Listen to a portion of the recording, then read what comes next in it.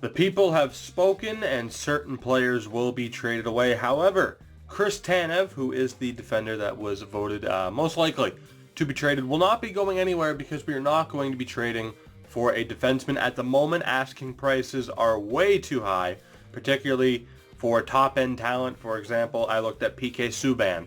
I looked at Noah Hannafin, Oli Mata. The asking price is too high. And then you have people who are a step below, like Shane Gostisbehere.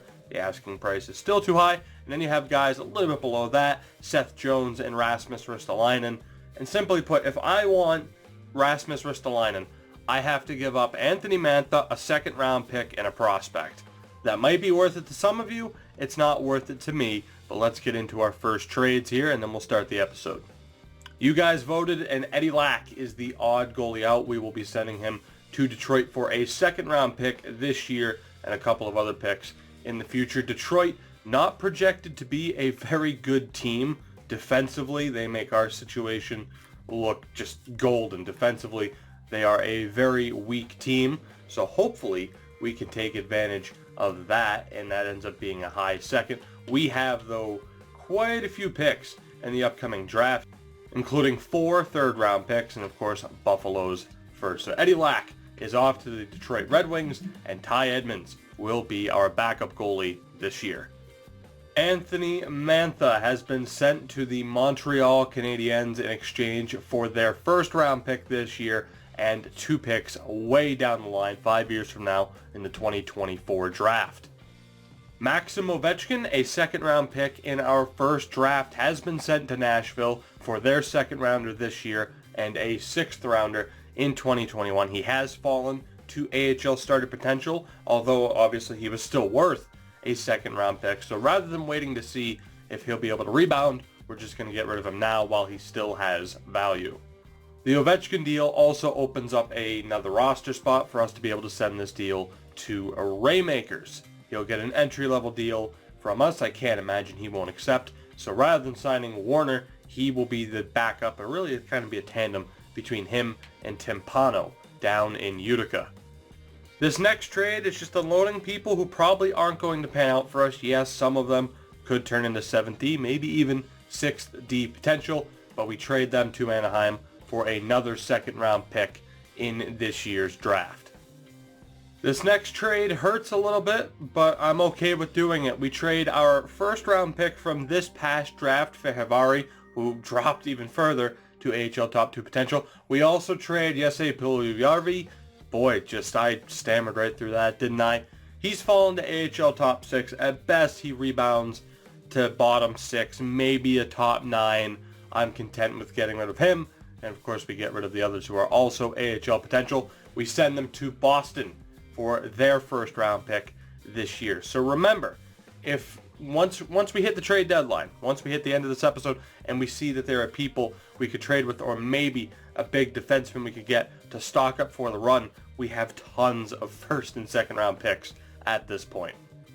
Another similar deal has been made as we offload more AHL potential guys. I believe all of these guys were from our last draft. We send them to the Blue Jackets for a shitload of picks way down the line, but we do get a third round pick in this deal, so I'm content with it.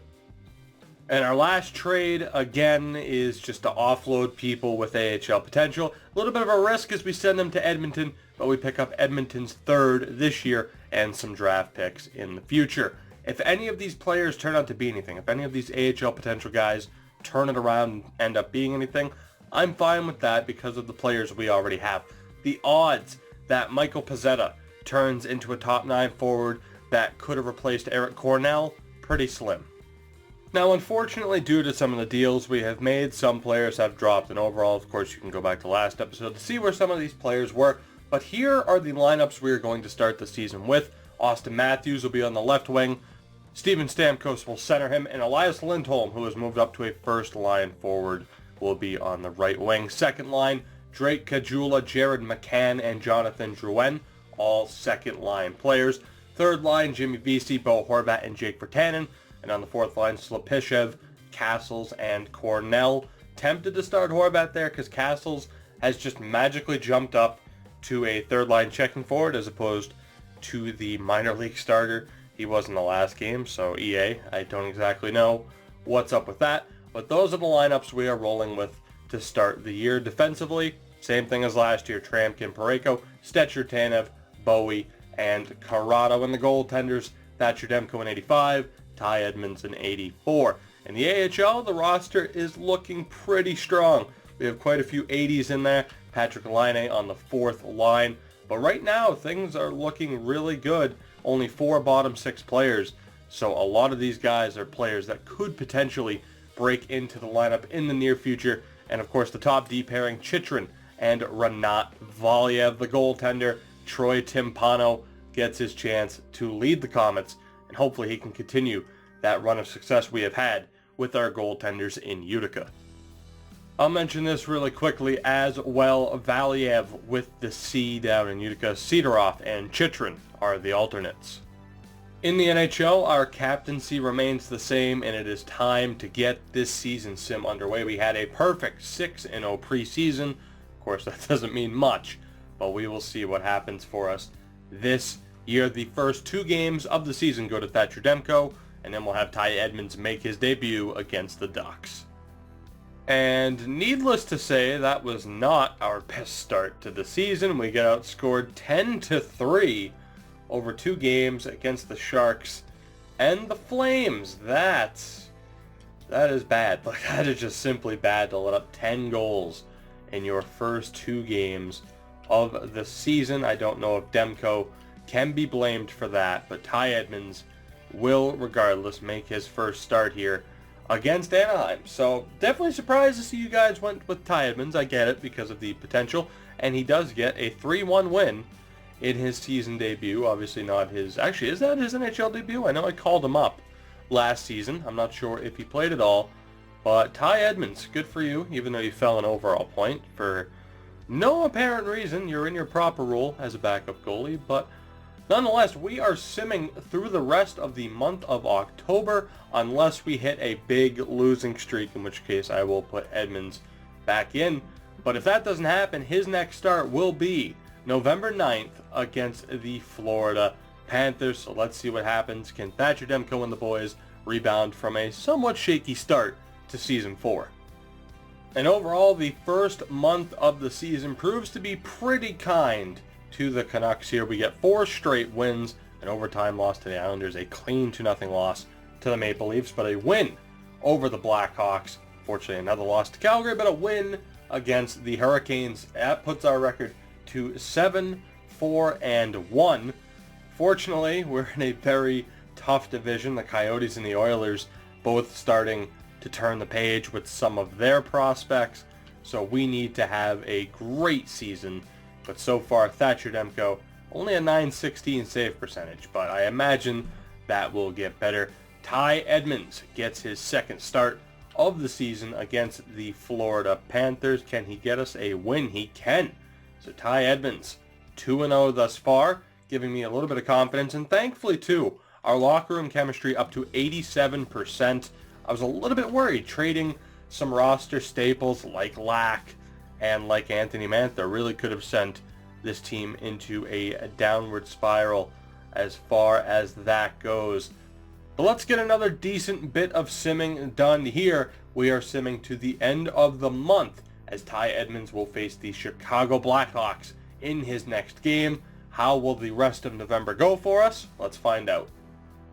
A slight change of plan here as we have lost 4 out of our last 5 games. Granted, 2 of them were in overtime, but we are going to go with Ty Edmonds here. We're going to shake things up just a little bit, and we can hopefully get to the end of the month before I really take a look at the roster to see who is underperforming thus far. But a 9-6-3 record to start the new year is not exactly what I thought was going to happen. We have no other morale issues to take care of, so Ty Edmonds is in goal for at least this next game here against the Flames. If he gets a win, he will stay in for a decent amount of time, and he does. So let's sim up to this Colorado game instead. We'll finish the month of November. Demko will be in for that game against the Avs, and if Demko wins, he stays. But let's see now what Ty Edmonds can do over these next 4 games.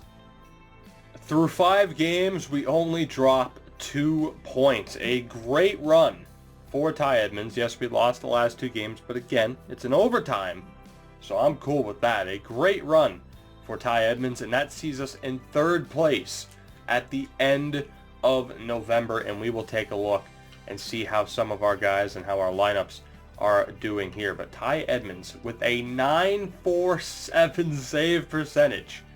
Holy shit. Like, Demko has a respectable 920, but through 9 games to have that high of a save percentage, that is absolutely insane. And even if Demko wins this game, maybe I should go with Ty Edmonds. Let's look at the defense here, though, first. Nikita Trampkin not doing too poorly. Stetcher and Tanev struggling a little bit. Stetcher, man, he just puts up points, but Tanev, not exactly what I'm looking for from him. So it's not horrific. It hasn't been too terrible. Oh, what to do here? Like, I know Stetcher's a righty, but you might as well play him as a left or on the left-hand side with his abilities. I don't necessarily want to put Tanev on a top pairing. So, you know what? Let's put Stetcher with Corrado, Bowie with Tanev. And of course, like I said at the start of the episode, if come trade deadline we can find somebody better than Tanev, that is great. Or, alternatively, I am hoping for some big improvement out of Chychrun and Valiev, but Valiev has fallen an overall point already. But let's go ahead and take a look at the rest of the team. Austin Matthews not doing too poorly. Stamkos pretty good. Lindholm with 12 points. It's not too bad. Kajula, McCann, Drouin still an assist machine.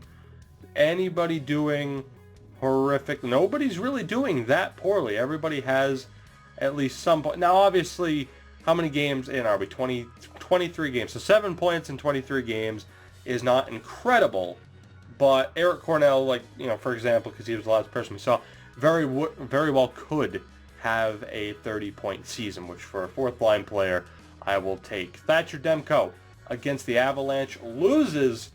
So we are going to go with Ty Edmonds. We are going to ride the hot hand here and see what Ty Edmonds can do for us. And we won't get too much more simming done. It looks like we had a back-to-back less than a week away. Let's go ahead and take a look. All right, so Ty Edmonds gets the next 4 games. Demko will be in for this first game against the Oilers. We actually have a home-and-home against Arizona and Edmonton consecutively. That's a bit odd. But Ty Edmonds, what can you do for us in these next 4 games? Can you continue to be on this ridiculous stretch of form?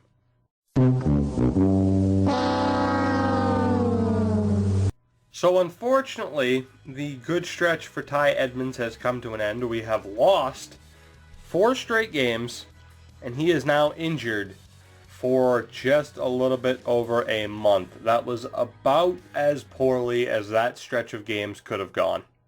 Now we've made some lineup changes as well. Drouin is back with Matthews and Stamkos. Vesey, Kajula, and Lindholm are now the second line with McCann on the third line with Horvat and Virtanen. Defensively, it was absolutely a disaster to have Stetcher and Corrado together.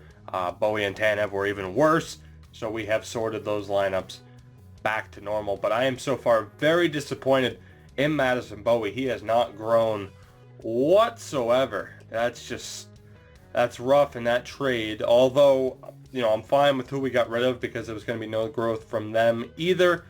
But so far, very, very disappointed. Troy Timpano has been called up in the meantime. We'll go with Svoboda as the backup in Utica. But so far, just a very disappointing season. We have some underperforming players.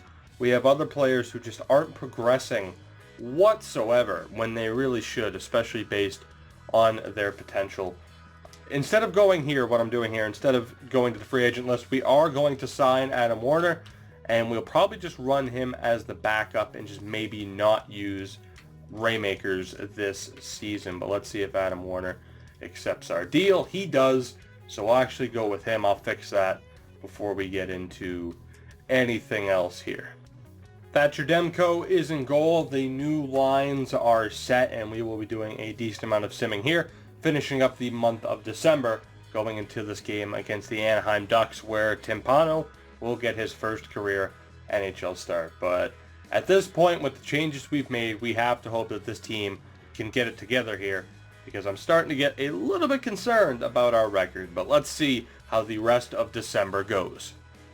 2018 wraps up with a 5-3 record in that sim period, pushing our record to 17, 13, and 6 on the season. We currently sit outside the playoff structure, but of course there is plenty of hockey to be played. But glad to see we started to turn it around, but this is going to be a very tough game here for Timpano against the Anaheim Ducks, who of course are second in the division with 22 wins on the season. But I have a feeling we might get lucky here. We might get lucky. You never know with these backup goalies. Sometimes they steal the show. Other times they get absolutely destroyed. Let's see here. Timpano in his debut against the Ducks. Case in point, we get a 4-1 victory. Not too bad for us. I did not mean to switch us to the AHL, but we are now back in a playoff spot, in a wild card spot. So it's going to be a race to the finish because of how strong this division is. Thatcher Demko up to an 86 overall. Not too bad whatsoever. And again, we're going to have a pretty big sim period here. We're going to end the episode at the All-Star break, and that is actually right where we're going. Will we be in the playoff structure come January 28th? That is the question. Let's find out. 23 wins, 18 losses, and 6 losses in overtime. It was an interesting month. 3 losses in our last 4 games as we head into the All-Star break. But we are currently in a playoff spot. We have one of the wild card spots. But not what I was expecting in the first half of this season from this team. Maybe last year we overperformed just a little bit. We are currently 3 points behind the Sharks for one of the first few spots. The Oilers have kind of faded a bit, but the Coyotes proving to be the real deal this season. We'll take a look as well at the player stats before wrapping up this episode. The question, as always, remains the same. What approach should we take in the next episode?